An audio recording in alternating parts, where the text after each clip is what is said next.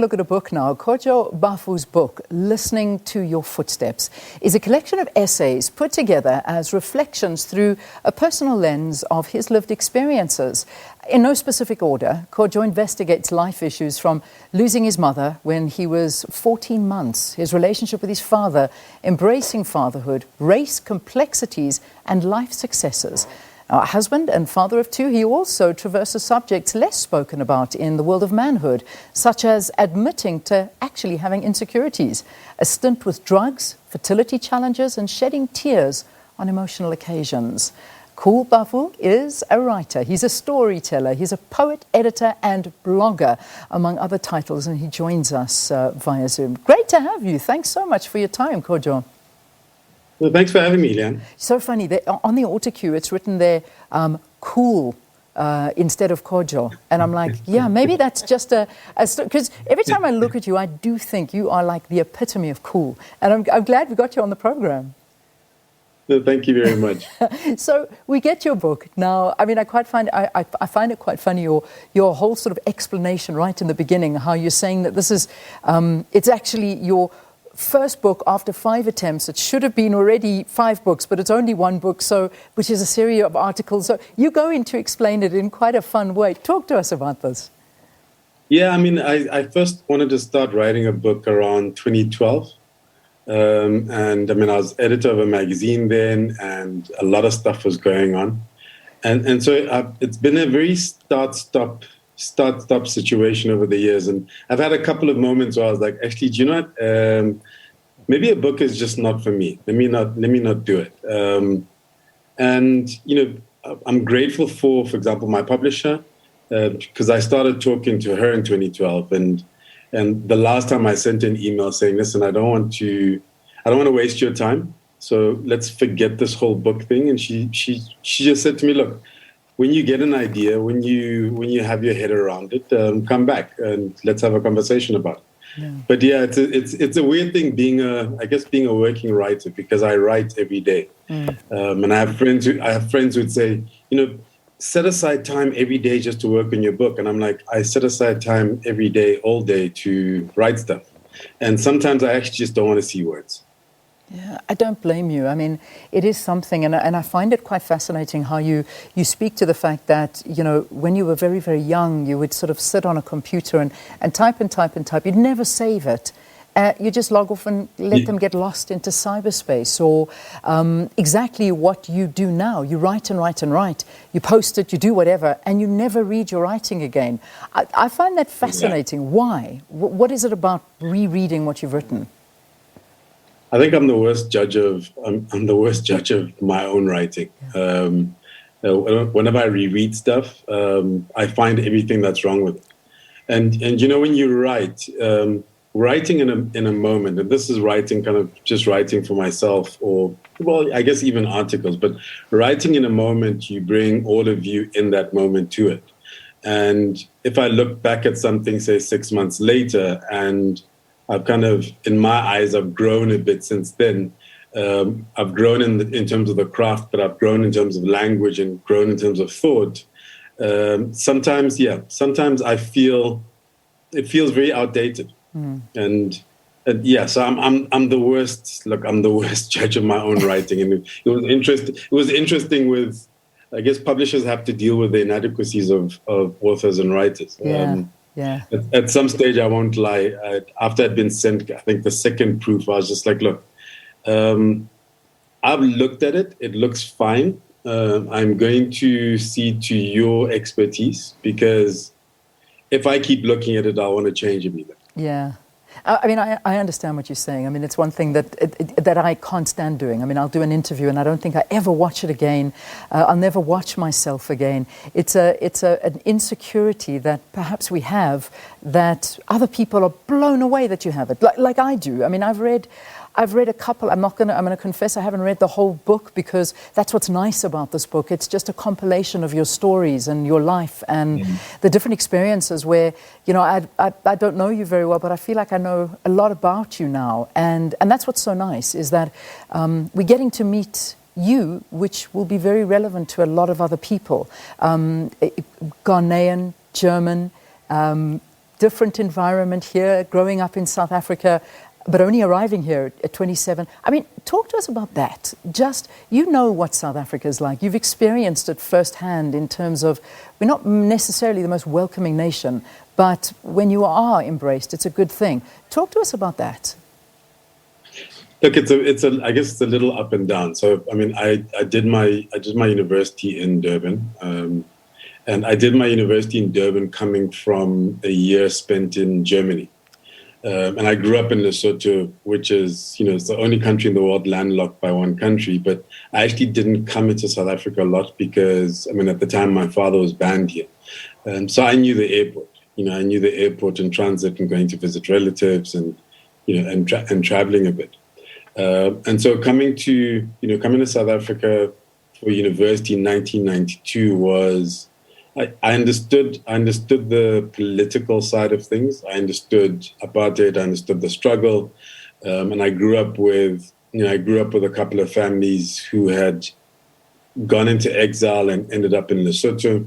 So I had an understanding from, I guess, a theoretical perspective, and then coming here for university was an abrupt jolt because, first of all, that's the first time I understood that there was something called colored.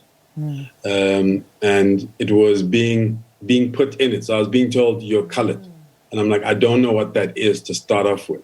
And, 18, 19 years old, and I do talk about in the book, 18, 19 years old, you're trying to craft your identity. You're trying to figure out who you are and where you fit into the general scheme of things. And then after university, I went back to Lesotho and I worked. Then I used to come into South Africa quite a lot because a lot of my suppliers and business associates were based here. And one of the things that I do talk about is, I guess I have the benefit of complexion, and my complexion fitting within a very specific space in this society. But at the same time, things will happen that remind me of, I guess, in inverted commas, my foreignness, and it's still a space that I try to navigate. I remember when I first got married, my wife used to say, and she's South African, you don't like my country. I'm like, well, I live here, so regardless of how I'm perceived or how I perceive it, I invested. Because my children were born here, my children are from here, my wife is from here, and this is where I've chosen to be home. And whether it continues to be a home or not, I mean, at some stage we were actually thinking of moving last year until COVID happened, and we were thinking of moving to Ghana at the time, but it'll always be my home, and I'll always have an element of a presence here.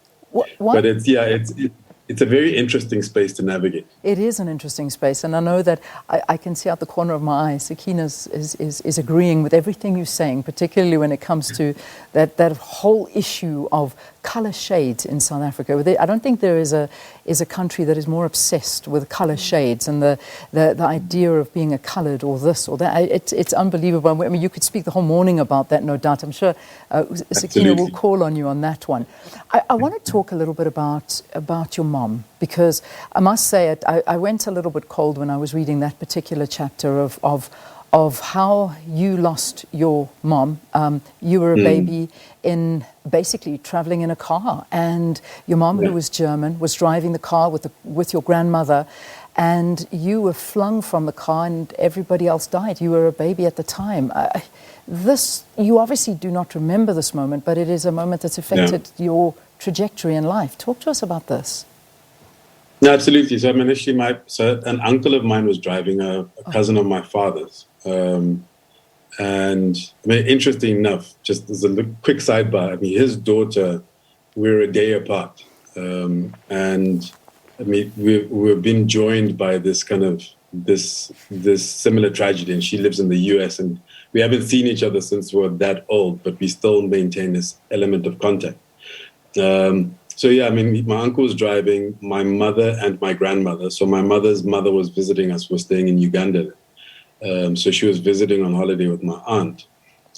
So my mother and my grandmother both passed away, and I was in the car. And I mean, now that I'm older, the scars have faded, but for most of my life, I kind of carried scars, quite prominent scars here on my forehead. And like you're saying it, I mean, it's shaped my life and my outlook in ways that I recognize and don't recognize, in ways that I recognized only much, much older and much, much later. Because, being raised by my father did remarry, but my father being my only parent and being in the middle of this trauma at such a young age, I mean, it shaped everything. It shaped my relationships with women. It shaped my relationships with other people.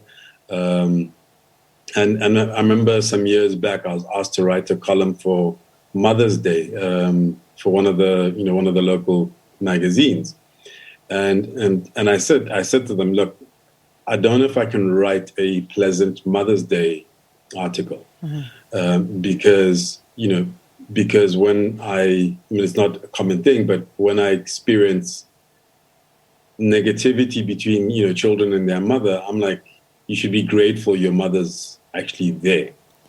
And it took me a long time to one, recognize how much anger I carried with it, and I was literally in my 30s when I realized I was harboring so much anger for her leaving, and it's taken me a long time to kind of, I guess, make peace with it. And I have a very interesting perspective, because somebody was asking me, do you regret anything? How do you look at it? And I'm like, look, it'd have been great if I'd had my mother raise me. Like, I don't think there's anybody in the world who wouldn't wish for that.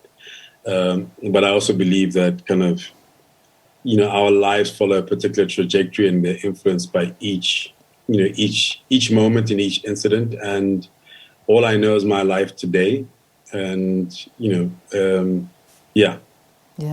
I talk about it in the book. If I've lost my mother, I can't go back and change that. And I don't know if I'd go back and change anything, because I think I'm doing all right now. Exactly. And that's how you've been shaped, and that's why you are who you are today. And that's why it's very important that people, read these and take lessons out of them, how those little things that we perhaps take for granted every single day, and especially during this very, very difficult time where, we are losing loved ones in every which way. And, there are children that are losing mothers and fathers, and they'll never grow up with them. And I think what you're saying is so important. It is, unfortunately, that is life. I can't even get into half of it. I mean, when you talk to your stint with drugs, you talk about your father also battling a little bit of his drinking to try and get over the pain of your mom, and you speak a lot of your father. I mean, your father is really a very dominant figure in your life, which is wonderful. But I think what it is your poetry,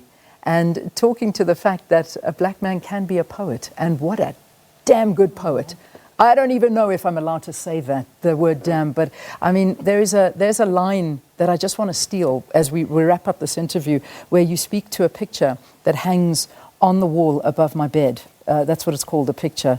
Her eyes are shuttered, a gentle smile tastes her lips, soul peers through, the crack in her vision. I'm going to go down a little bit. This is a poem about your mom. This got me, where you say, her heart pounds in my chest. I am her manifestation. Carrier of her dreams, I draw her breath, cry her tears, live a continuation of her lifetime. When I close my eyes, we blur. Our souls fuse. We become what we will always be, two wholes of we, though I live our life inadequately. What do you want people to take from this book? I want them to take something, anything, I'd say. I've tried to share kind of my experiences and my outlook in the hope that it would connect and resonate, it'll connect and resonate with each person differently. I've tried to share as much as possible in terms of the things that I've learned from the different journeys, and the things that I learned from my father, and the things that I'm learning from my children and everybody else around me. At the end of the day, I think that poem speaks to it. I believe that the best thing that we could do for those who are gone is to live our lives to the best of our ability, because that's each person's legacy. Kojo, we leave it there for this morning. Your book it's all over. Listen to Your Footsteps, Reflections and Essays. And by the way, that name also coming from the fact that you you were a sprinter with Olympic aspirations. That's another thing I'm going to leave for people to go and find out for themselves as they read this book. So Kojo Baffoe talking about this book that I think you'll all take a lesson from. Thanks again. Have a wonderful day, Kojo, and thanks for joining us.